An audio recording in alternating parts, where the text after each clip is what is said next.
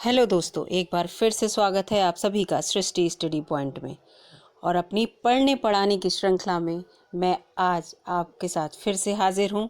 और आज हम पढ़ेंगे बहुत ही रोचक विषय जो कि हमारे पर्यावरण से संबंधित है और बहुत ज़रूरी भी है। लेकिन उससे पहले मैं आपसे फिर से कहना चाहूँगी, अगर आप चैनल पर नए हैं तो प्लीज़ चैनल को सब्सक्राइब कर लीजिएगा, और अगर आपको वीडियो अच्छी लगे तो लाइक कर दीजिएगा और अपने दोस्तों में शेयर भी कर दीजिएगा। चलिए हम शुरू करते हैं। आज हम पढ़ेंगे वायुमंडल में विभिन्न गैसों का आयतनीय अनुपात, यानी कि हमारे वायुमंडल में कितने प्रकार की गैसेस पाई जाती हैं और उन गैसेस का जो प्रतिशत में है वो कितना अमाउंट है, ये हम पढ़ेंगे। और कोशिश करूँगी कि आपको इस वीडियो में अधिक से अधिक जानकारी दे पाऊँ, और ये भी मैं साथ में बताऊँगी कि उस गैस का हमारे जीवन में क्या उपयोग है। गैस जो है वो तो है ही वायुमंडल में, और उनका कोई ना कोई ज़रूर हम अपने दैनिक जीवन में उनका उपयोग करते होंगे। उस विषय में मैं आपको बताऊंगी, लेकिन आपको ये वीडियो अंत तक देखनी होगी, तभी आपको पूरी जानकारी मिल पाएगी। तो चलिए शुरू करते हैं। तो ये देखिए दोस्तों, यहाँ पर लिखा हुआ है, ये आपको साफ साफ दिख रहा होगा कि वायुमंडल में जो गैसेस हैं उनका क्या अनुपात है ना। तो मैं आपको बता दूं कि वायुमंडल लगभग 10,000 किलोमीटर तक फैला है ऊपर। हम जिस धरती पर रहते हैं, और धरती के बाद जो ऊपर आपको खाली स्थान दिखता है और सब ऊपर जिसमें हवा चलती है, और जो गैसेस हम जैसे हम सांस लेते हैं, ऑक्सीजन लेते हैं और कार्बन डाइऑक्साइड छोड़ते हैं, ये सब गैस हैं। और ये हम कहाँ से लेते हैं? वायुमंडल से ही लेते हैं। तो इन्हीं का प्रतिशत ज्ञात करते हैं। सबसे पहले है नाइट्रोजन। सबसे ज़्यादा जो प्रतिशत है हमारे वायुमंडल में वो नाइट्रोजन का है, 78.08। सेकेंड नंबर पे आती है ऑक्सीजन, 20.95%। ये परसेंट में है, यहाँ पे ये प्रतिशत में लिखा हुआ है। और ऑक्सीजन तो सबसे ज़्यादा ज़रूरी है हमारे लिए, जीवनदायिनी गैस है। अगर ऑक्सीजन नहीं होगी तो हम जीवित ही नहीं रह सकते। और ऑक्सीजन हमें कहाँ से मिलती है? पेड़ पौधों से।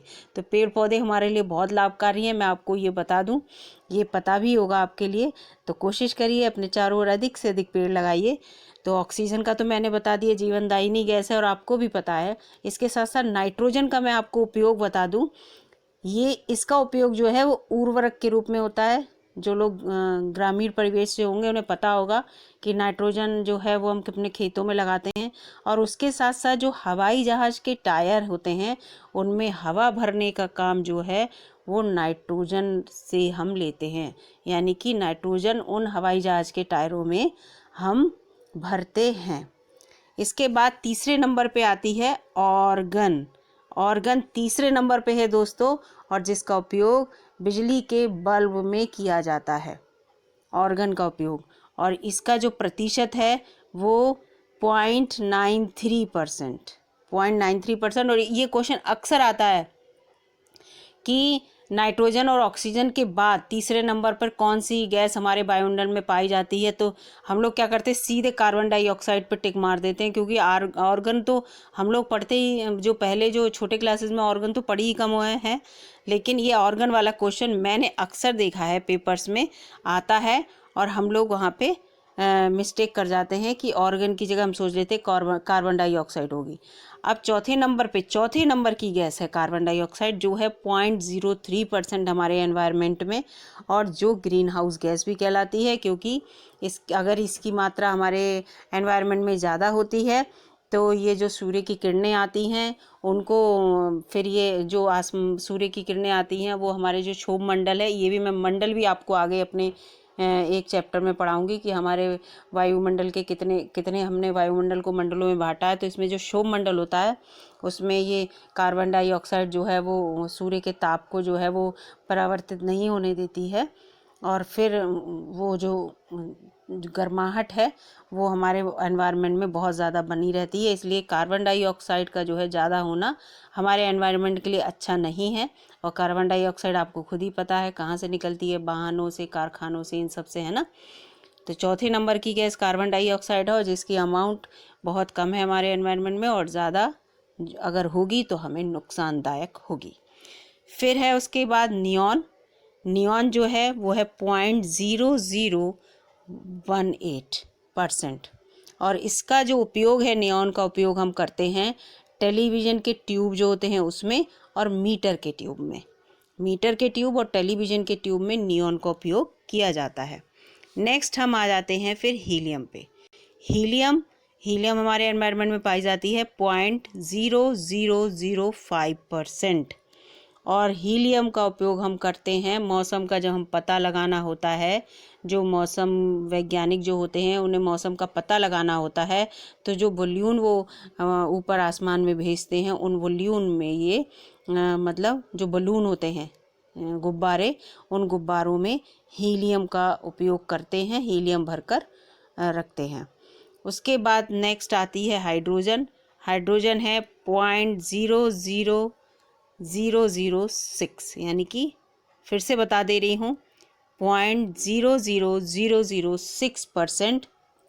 और हाइड्रोजन का आप सबको पता ही होगा, वनस्पति घी बनाने के लिए हम हाइड्रोजन का प्रयोग करते हैं। औद्योगिक रूप से हाइड्रोजन का उपयोग होता है वनस्पति घी बनाने के लिए। इसके साथ साथ जो हाइड्रोजन का जो प्रयोग होता है वो गुब्बारों में भी किया जाता है। घरों के आगे अक्सर वो गुब्बारे वाला आता है, एक सिलेंडर लेकर, उसमें हाइड्रोजन गैस होती है, और जब वो गुब्बारों में हाइड्रोजन गैस भर देता है तो गुब्बारे जो हैं वो ऊपर की ओर उड़ते ही रहते हैं, क्योंकि हाइड्रोजन गैस बहुत हल्की होती है। तो जो उड़ने वाले गुब्बारे होते हैं कि उड़ते रहें ऊपर की तरफ, तो उनमें हाइड्रोजन गैस भरी होती है। और इसके साथ साथ हाइड्रोजन का जो उपयोग है, बहुत अच्छा उपयोग आजकल लोग सोच रहे हैं और कर भी रहे हैं, ईंधन के रूप में, ईंधन के रूप में। इसके बाद हम आते हैं ओजोन पर।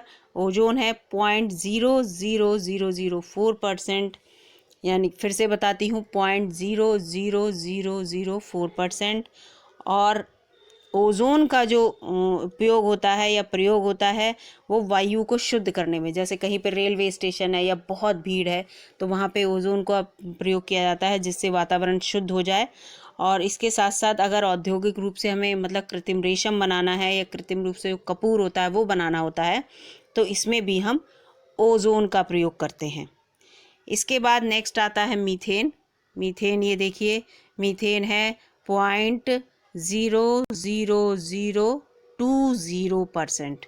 तो मीथेन का जो उपयोग किया जाता है वो ईंधन के रूप में किया जाता है, आपको खुद ही पता है। मीथेन का उपयोग ईंधन के रूप में किया जाता है। आजकल तो जो वाहन हैं उन सब में मीथेन का उपयोग हो रहा है ना। और इसके बाद है नेक्स्ट अगला नाइट्रस ऑक्साइड। और नाइट्रस ऑक्साइड जो है वो पाई जाती है वातावरण में 0.00005%। और इसका जो उपयोग होता है ये भी आपको पता होगा, जब कोई ऑपरेशन होता है, कुछ होता है, या कहीं किसी को बेहोश करना होता है, तो उसके लिए यूज़ होती है नाइट्रस ऑक्साइड। और इसके साथ साथ दर्द से राहत दिलाने के लिए भी नाइट्रस ऑक्साइड का उपयोग होता है। तो दोस्तों, आपको ये समझ में ज़रूर आया होगा। एक बार फिर से जल्दी से आपके लिए रिपीट कर देती हूँ कि वायुमंडल में जो विभिन्न गैसें हैं उनका प्रतिशत में कितना अमाउंट है। आयतनीय जो अनुपात के रूप में जो है, प्रतिशत के रूप में नाइट्रोजन है 78.08%, ऑक्सीजन है 20.95%, ऑर्गन है 0.93%, कार्बन डाइऑक्साइड है 0.03%। आर्गन और कार्बन डाइऑक्साइड को हमेशा याद रखिए, क्वेश्चन आता है और आर्गन और कार्बन डाइऑक्साइड में कन्फ्यूज़ हो जाते हैं कि हम सोचते हैं तीसरे नंबर पे कार्बन डाइऑक्साइड है ना। फिर लेकिन कार्बन डाइऑक्साइड से ज़्यादा ऑर्गन पाई जाती है। नियॉन है 0.0018%, हीलियम है 0.0005%, हाइड्रोजन है 0.00006%, ओजोन है 0.00004%, मीथेन है 0.00020%, नाइट्रस ऑक्साइड है 0.00005%। और भी 2-3 गैसेस हैं, लेकिन ये गैसेस मुझे ज़्यादा इम्पॉर्टेंट लगी और इनका जो उपयोग है वो भी इम्पॉर्टेंट लगा, तो इसलिए मैंने आपको बताना ज़्यादा ज़रूरी समझा। अब इसी को मैंने लिख भी रखा है, मैं आपको दिखा देती हूँ। देखो, ये लिखा हुआ है, ये आपको समझ में आएगा। तो यहाँ पे ये मैं आपको बताती हूँ। देखिए नाइट्रोजन लिखा है, नाइट्रोजन का उपयोग हम उर्वरक के रूप में करते हैं, हवाई जहाज के टायरों में हवा भरने के लिए करते हैं। ऑर्गन का उपयोग हम बिजली के बल्बों में करते हैं। कार्बन डाइऑक्साइड तो ग्रीन हाउस गैस है ही। इसके साथ नियॉन का उपयोग टेलीविज़न ट्यूब और मीटर ट्यूब में किया जाता है। और मौसम का पता लगाने के लिए जो बलून होते हैं उनमें हीलियम का उपयोग होता है। इसके बाद नेक्स्ट है वनस्पति घी बनाने के लिए हाइड्रोजन का उपयोग होता है। गुब्बारे में भी हवा भरने के लिए हम उपयोग करते हैं हाइड्रोजन का, जैसे गुब्बारा आसमान की तरफ उड़े, या आजकल डेकोरेशन में ऐसे गुब्बारे लगाए जाते हैं जो छत पे चिपके रहते हैं, उनमें भी हाइड्रोजन रहती है। और ईंधन के रूप में भी हम हाइड्रोजन का उपयोग करने लगे हैं अब। और वायु को शुद्ध करने के लिए हम ओजोन का प्रयोग करते हैं। ज़्यादा भीड़ भाड़ वाली जगह पे लगता है पोल्यूशन बढ़ गया तो वहाँ पे, और अगर हम कृत्रिम रेशम या कपूर बनाना चाहते हैं तो हम ओजोन का प्रयोग करते हैं। और इसके साथ साथ ईंधन के रूप में सबसे मुख्य है मीथेन। और नेक्स्ट है नाइट्रस ऑक्साइड, जिसका उपयोग बेहोशी के लिए किया जाता है और या दर्द की दवा के लिए किया जाता है। तो आशा करती हूँ दोस्तों आपको ज़रूर समझ में आया होगा ये वायुमंडल में जो विभिन्न गैसें हैं वो कितने कितने अमाउंट में। और इसमें से एक क्वेश्चन अवश्य आता है, चाहे आपके किसी भी पेपर में हो, टीईटी और सीटीईटी और सुपर टेट में तो ज़रूर ही आएगा। और भी जो पेपर्स हैं सब में आता है। कहीं ना कहीं किसी न किसी तरह से घुमा के, कुछ नहीं तो इनका कितना परसेंट है, कौन सी गैस किस नंबर पे है, ये सब या इनका उपयोग पूछ लिया जाएगा। तो प्लीज़ इस वीडियो को आप दोबारा बार बार देखें, जिससे कि आपको अधिक से अधिक फ़ायदा हो। और आशा करती हूँ कि आपको ज़रूर फ़ायदा मिला होगा। और अगर आपको वीडियो अच्छी लगी है तो प्लीज़ लाइक कर दीजिएगा और अपने दोस्तों में भी शेयर कर दीजिएगा। उसके साथ साथ फिर से कहना चाहती हूँ कि चैनल को सब्सक्राइब करके ही जाइएगा दोस्तों, क्योंकि इससे मुझे मोटिवेशन मिलता है और लगता है और अच्छी अच्छी वीडियो बनाऊँ और लगातार आपके लिए कुछ अच्छा सोचती रहूँ। तो अपनी पढ़ने पढ़ाने की श्रृंखला में मैं मिलती हूँ आपको अपनी अगली वीडियो में। तब तक के लिए दोस्तों नमस्कार।